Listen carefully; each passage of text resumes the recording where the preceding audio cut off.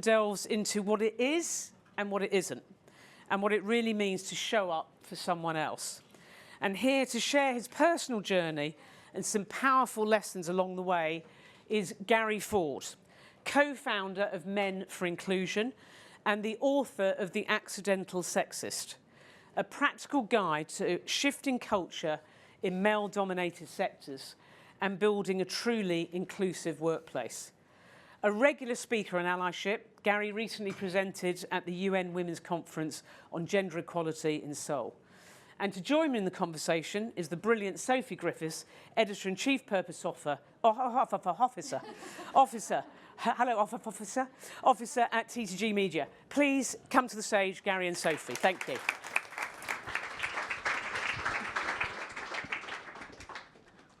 Thanks, Joe. Just added to my role there. Thank you. I am conscious of time, so I'm going to rattle through as many questions as we can, because this is such an important topic. And actually, today's all about inclusion, and obviously men need to be part of the conversation for change. So, Gary, let's just start by you talking to us about what Men for Inclusion really is and why you believe and you're so passionate about men being part of the conversation for gender equality. Okay, and it's going to be really tough to stay within time. Also, I'd just like to say a massive thank you to Alessandra. I found this the most inspirational kind of day ever, and I've learnt so much, and I'm right now really working hard to silence my inner imposter syndrome, so please bear with me. Maybe it'd be helpful I'd share a little bit more about my journey and how it ended up being Men for Inclusion. So I'm an IT professional by trade, nearly 40 years. I fit all the obvious characteristics you imagine of an IT professional. I'm very introverted. I have no emotional intelligence, as my wife will tell you if you ever spoke to her. And so my journey around this subject started about 10 or 11 years ago when I was asked to be an executive sponsor of a Women in Technology network group. So at the time, I was working at JP Chase. I was a managing director there. And I was meant to, show up to events. So this journey for me wasn't even a kind of massive act of altruism. I was just asked to do something. And so I started finding myself in a room as the only man with 50 women, not kind of quite unlike today, and it was a little bit uncomfortable. But I started hearing stories. I started hearing stories about why it was that women do not want to work in the IT sector. The IT sector has a real challenge, and it's been going on for generations, and it's really not shifting. And I started hearing stories. And I started hearing stories about the things that, the barriers we were creating for women that actually I wasn't aware was happening. Give us an example. So things like being actually totally ignored by your boss when you walked in on a Monday morning. By turning up to a meeting and someone saying, this is a really technical meeting, you probably need to get the men in your team, right? Lots of really crappy kind of, cultural things. So we then created this idea of a male allies program. This was 10 or 11 years ago. We frankly did not know what we were doing. We were kind of making it up as we went along. And the Accidental Sexist trying to describe some of that, many false starts and get a load of stuff wrong. And if I've learned anything from doing this now, is that we all have so much learning to do. Everybody does. Yeah, right? absolutely. But the thing that began to happen to me is I began to realize that by being far more intentional about the way I led teams and the way I interacted with my colleagues, I began to notice a couple of really important things. The first thing was that as my team became more diverse, because I was far more intentional about that, but also how we then tried to create a culture in which they could really survive, I began to notice two things. The first thing I noticed was how much better the team were, how much happier they were, how much they began to build better solutions, develop better products. And secondly, I began to realize this was making me better. So I will get it out there right now. I'm doing this for totally selfish reasons. I do this because I think it makes me better at what I do. Makes me better at leading people when I have the privilege of doing that. But it makes me a better human being. I think I've now got a better relationship with my children, 2 daughters, no surprise. But with my wife, I think I'm slightly better human being by embracing a much more diverse and inclusive approach. So going back to your original question, what we do at Men for Inclusion is we try to find ways in which we can help senior leaders build that inclusive type of culture. And we need men in this conversation for a number of reasons. Firstly, we need them because actually it's good for them. Really, fundamentally, it's a good thing for them. But secondly, I do think they have felt excluded from this conversation. And let's face it, I think we equate gender equality with women's rights, and it's not the same thing. Men are a gender too, and this is their fight too. We know gender inequality is not good for them either. So they have to have a stake in this. They have to have a reason. I think the third thing is, as we pointed out many times today, it's mostly men in senior leadership, right? They are the people that do have the most ability to affect change. If they are not in the room, how on earth is it going to happen? And then finally, if men are not in this conversation, what conversations are they in? Because they could be in some conversations, and people have alluded to this, that we really don't want them to be part of, you know. So, you know, and I'm sure everyone's kind of guessing who I'm referring to here, or the type of people I'm referring to. So I think this is such a great conversation. And so what I think we are trying to do at Men for Inclusion, and we work with a lot of corporate organizations, and none of those are in travel, so if you want to hire us, I'm right here. But mostly financial services, which is my background, and technology. We are trying to curate a conversation between men, women, every gender, probably on something that they've never had a professional conversation about ever before, to find better solutions that work for everyone in an inclusive culture. Brilliant.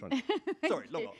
No, it's good, because I think actually I just want to build on the point that you touched on, because there is a danger in not including men in the conversation, and I think we've seen that. Well, I know we've seen it. So let's just talk a bit about that, because I think we are really, really seeing now what happens when people aren't included. So Andrew Tate, I'm talking about the rise of Donald Trump and the way he's attacking and sort of pigeonholing people and trying to grab on to the cultures that feel like they've been ignored. So let's talk about, you know, the danger of not including people. Yeah, I mean, it's really fascinating. I really liked Julia's talk earlier, and she could go all the way back to, you know, the 1840s and Ida and the suffragettes. But I think one of the interesting things that's happening, if you maybe go to not quite so far back, but just like post-war, when the kind of rules of modern workplaces were kind of defined, right? You know, women were like this and did these things, men were like this and did those things. We have undergone a massive, profound shift over the last 60, 70 years, still happening. So what we are doing is arguably, in a business sense, the largest change program we have ever attempted. And my God, it's hard, right? Because and we know we're not done, right? So if you look at that change program, and I'm an IT guy, all we do is change, right? That's kind of like our raison d'etre. So everyone then goes through a change curve, right? And the change curve is the change curve. If you're a change professional, it kind of always looks the same sort of way. So if you look at then what we have done to invest in people to support them through that change curve, I would argue most of that investment is gone into women. And arguably, rightly so. Mm-hmm. I'm not debating that, and I'm also saying we shouldn't stop any of that. High time, yeah. But we have not invested in men anywhere near as much in helping them through that change curve.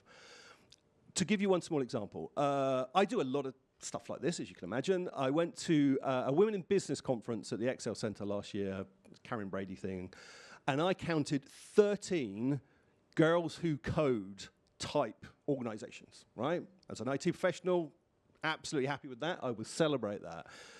But where are the men in nursing programs?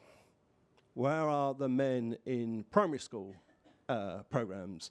I mean, Bridget Phillipson literally said, about a month ago, one of the biggest challenges facing education is a lack of male teachers in primary schools. So I think we have to recognize that in a gender-equal world, which we all want, that they are systemic things that do affect men too. And I realise this might not be the most popular statement in this room. No, I think it's a powerful point. It is. It's a very pertinent and relevant point. And education is one of those. Yeah. You know, girls outperform boys in most Western democracies by quite... And there's some physiological reasons behind that, which are really quite fascinating. So I think part of the challenge we therefore have, certainly for younger men, but not just younger men, is that they feel they have challenges too, and they are not being listened to. They're on not the same levels, rightly or wrongly, but their perception is they are not the same level of support available to them. And they're being told they're not listened to by people like Donald Trump, Andrew Tate, etc. There you go. There are people that are building on that and politicise it. There's a really interesting guy, I don't know if people come across his work, a guy called Richard Reeves. He's based in the US, but he's a Brit. And he's created this organisation called Of Men and Boys. And I like his positioning, because his position is we can do two things. We can improve the lives of women and girls, and at the same time improve the lives of men and boys. We can do both of those things at the same time. And he's big on these educational differences and some of the reasons behind that. You know, there is clearly some other stuff within healthcare, and it's very complex, but clearly there's some stuff around mental health with men and suicide rates and stuff like that. One of the interesting things, he did a lot of research into in the US, and he predicted the Trump victory back in August. Wow. He'd already picked up that all the men were going to vote for Trump. Despite the fact he felt that the Democratic Party had had some amazing programs that were really targeted and really helping young men, but they weren't having the conversation with them to really say, this is our offering to you, right? So they lost them. One of the things that Richard Reeves looked at was he researched these men that were kind of Trump voters and saying, are you rejecting feminism? Right? Because obviously there's been a general kind of improvement in people believing in feminist ideals. And the interesting thing with that was that the response was no. Most of those men were still very supportive of the feminist gender equality agenda, right? Their support wasn't particularly waning. It was slightly lower amongst younger men. Interesting. Okay. But it wasn't a systemic, like, we are fighting about feminism. It was more, we still believe in gender equality for women. It's just that we don't feel included now. Yeah. And it's really fascinating, right? It's really fascinating. So that sort of leads us on to the theme of this session is all about allyship, which itself is an interesting term because you don't actually agree with the word allyship. I think the sentiment you do. But talk to us about that, but also what men can do to be allies. What does allyship look like, or whatever word you prefer to refer to it as? So, I mean, this is coming from someone who created an allies program, right? So, but I have become increasingly uncomfortable with the word allyship for a couple of reasons, right? Firstly, I don't call myself an ally. I don't think that's my decision. If someone else feels that I'm an ally to them, then I'm happy to have that feedback. But that's not my choice. It's not me saying. And therefore, if someone's going to identify me as an ally, I'm assuming that's because I actually do something, right? I take some sort of level of action. So I think that's the first thing. The second thing is I worry about men's perception when they're asked to become allies. And I think that can often be, and actually, by the way, just to be clear, allyship is a good thing. I'm not saying it's not. But I think men's interpretation of that sometimes can be, I've got to support, sponsor, train, mentor, advocate for women and other clearly underrepresented groups, but only on how to succeed in the current culture, right? Which can easily then just be adopting the sort of male leadership type of behaviors. So the accidental sexist, and this is work done by one of my co-authors, Dr. Jill Armstrong at Cambridge University. We determined 16 accidental sexisms, right? One of them is the fact that women get heard less in meetings. And therefore, an ally might decide that, okay, I know that accidental sexism is happening, so my response to that is to coach that woman to speak up more, to maybe have more gravitas, have more presence or whatever. We think there's one step on from allyship, and we call that an inclusion leader. And we think an inclusion leader's role is first and foremost to turn your mirror on yourself and say, am I actually inclusive? Am I turning up to work each day and trying to be an inclusive leader? But secondly, I think it's about coaching, mentoring, supporting, training, sponsoring everyone on how to succeed in an inclusive culture. So therefore, I see your role, whether we want to use the allyship word or not, is to change the culture. And particularly if you're a senior leader, there's so much you can do to change that culture. So I think that's a slight difference. I mean, you and I were talking about it. I can't quite, if someone's going to pin me down on a word, I'm kind of like, let's go with accomplice, right? Because the other thing is that it suggests that men's role in this is only a supporting one. And that's not true either. We have to be equal partners on this, right? This is about us creating better futures together. I'm also not sure, again, I'm interested in what works. I am not sure, if your pitch is, come on men, turn up more and support the women in your organisation, I think that's not going to be all men that are going to sign up to that. I mean, I have no implicit research on this, but I'm going to say it's somewhere between 20 and 40%. And I've been having lots of conversations with lots of companies about this for some years. 20 to 40% maybe, of which half will actually do anything. So I think we have to have other narratives. And it starts with my first narrative. One of those narratives is you need to turn up because this is a good thing for you to be doing. You'll build a better team. You'll have a better career. If you have aspirations for leadership, my God, if you're not good at this stuff, you're never going to get there. So I think it's a different narrative, literally about what's in it for me. So it's not just, you were saying earlier, it's not just about the business case, it's about the individual case. Absolutely. This will help to enhance your career by being more inclusive, by thinking differently and embracing equality. It's good for you. Yeah, and you learn loads, right? I mean, and it's interesting, and you make that point. We talk a lot about the business case, and it's critical, and there's all this fabulous research, and thank God there is. And there's very little research saying it's terrible. I mean, there's bits which are saying it's not as good as everyone says it is. But the overwhelming research is about the business case. Most people don't care. Literally, they don't care. Even board level, right? The boards may say, oh, yeah, we care because we can see it can affect bottom line. They don't really care. I mean, seriously, I don't think they do. Because if they did, we wouldn't still be where we are today, right? Which is, you know, still relatively low on women in actually kind of meaningful C-suite roles. So I think even for the execs, it is, to your point, about finding a personal case, right? And that can be lots of different things. It can be connecting to your own personal benefit.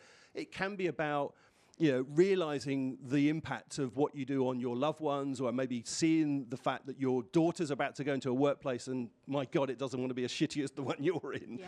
But I don't care what the motivation is. We have to make this a personal reason for people to get involved. And does that tell into the youth as well? Because how do we affect change on a wider scale? Are you advocating for a ministry for men? What is the solution?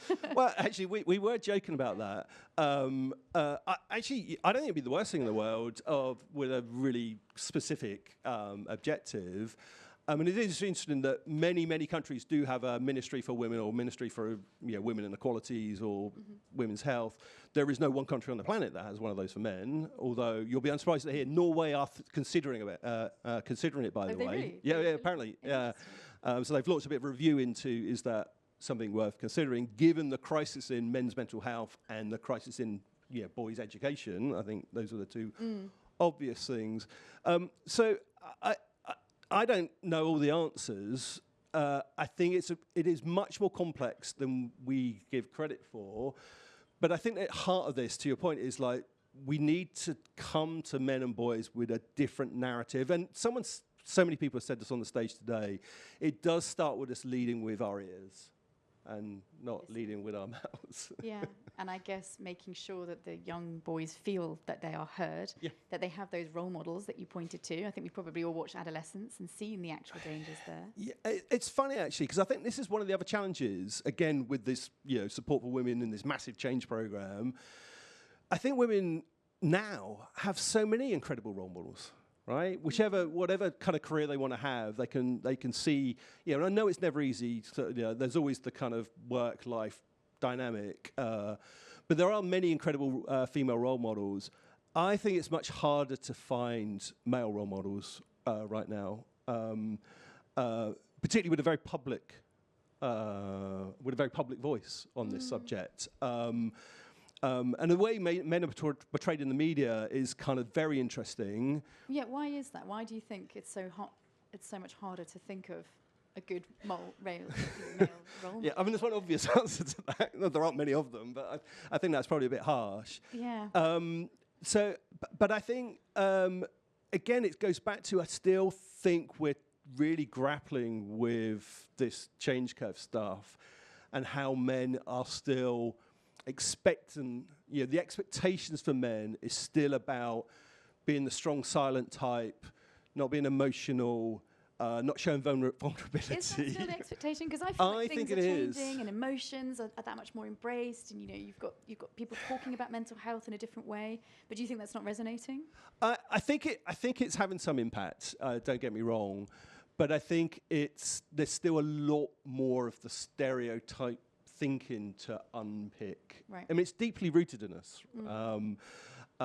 and therefore, there are accidental sex sins that happen against men. It's just that they don't affect their careers to the same extent. But we do all make assumptions about how men think. And actually, we do it a lot, and it's very easy to generalize. Men are like this and women are like that. But actually, that's not true. This idea that gender is not binary, and I know it's not binary from a how you identify perspective, but gender is a spectrum, right? And therefore, we all can be strong and resilient, and we can all be emotional and nurturing and caring. We can all do those things. So I think there's still a lot more work to do to enable men to feel that they can be the second half of and perhaps talked about in schools and embraced and have those sides of young boys embraced as much as they are with girls. And my kids are grown up now, so maybe I'm slightly removed from it. I know the education system's probably changed a bit, but we still, literally, I challenge anyone in this room, if you walked into into a room with new parents with a child, your instinct to say, if it's a girl, how beautiful she is, and if it's a boy, how strong he looks, you almost can't help yourself, right? So we are still setting that expectation, I think. Yeah, that's fascinating. I'm super conscious of time. Yeah, Can I ask one more last question? Yeah, sure. Just really a practical step for the men in the room. What would be your key take-home piece of advice to employ when they go into work tomorrow morning? What can they do? What does, to use the word allyship or accomplice, look like? Can I just do a very quick plug for Men for Inclusion? If you go onto www.menforinclusion.com, we are trying to create a practical inclusion tip for every single working day of the year. So they're there from January to June. So what's that, 20 odd a month? So you can go and download all these. So we're planning to get to one for every month by the end of the year. So lots of practical tips. The one I always single out for everyone, particularly if you're in a position of influence, so if you have some sort of leadership responsibility, and that is give people around you permission to call you out when you get it wrong. Because we all do. We're all learning here. So maybe just saying to your team, look, I want to be an inclusive leader. I want to kind of do the right thing. But sometimes I will get it wrong. I'll say something, I'll do something that either makes you feel a little uncomfortable or makes you feel that I haven't included you in the right way. And when I do that, because it's a question of when, not if, because we all do this, you have my express permission to tell me I've done that. And when you do, I won't get all defensive. This is the really difficult part. And go, oh, it's just me being me and I was just joking or whatever. I will listen to your feedback, I will give it the respect it deserves, and I promise you I will try and do better next time. And actually, that's a pertinent point for all of us here, regardless of gender. Absolutely. Brilliant. What a great point to end on. Thank you so much, Gary. Thank you. Thanks. Thank you very much. Fabulous. Thank you. Real food for thought there. It could have gone